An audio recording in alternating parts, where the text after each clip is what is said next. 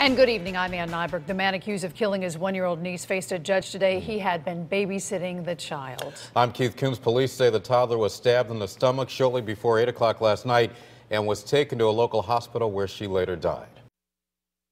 It happened at a home on Park Street. News 8's Stephanie Simone joins us live with the latest. Stephanie. And Keith, a lot of tears here in Bristol today as the accused was in court. But we spoke with neighbors today who know this family and tried to help save the baby.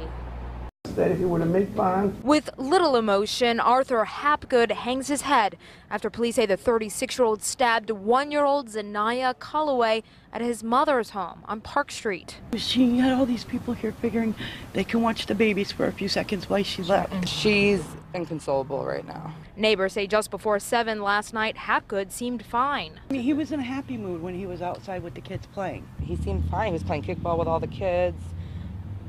I didn't see him as a threat. But then court documents state Hapgood started fighting with his wife, and police say he told them he had taken several drugs. An 11-year-old girl told police she grabbed the baby, but he cornered her and stabbed the baby in her stomach. And then all of a sudden you hear a blood-curdling scream and everybody running out of the house screaming. I just came down these steps and flew to the one that had the baby because I saw the gentleman holding the baby, and you could tell she was injured. Collins tried to save her.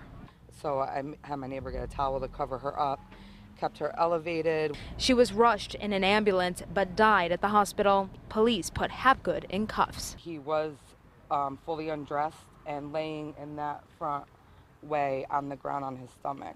It's a scene these neighbors won't forget and sympathize with the family's loss. With mentally ill adults or anyone on drugs, anything could trigger them. They could start seeing, the baby could have just took a different form to him, and that could have been my 2-year-old because she was always here playing with all the kids. And to see that and knowing I have a granddaughter of my own is really heartbreaking.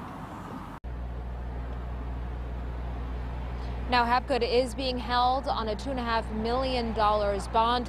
The judge says he has an extensive violent criminal history. He's due back in court September 9th in New Britain. We are live in Bristol tonight. Stephanie Simone, News 8. No word yet on any funeral arrangements for the baby. We'll have the latest on our website, WTNH.com.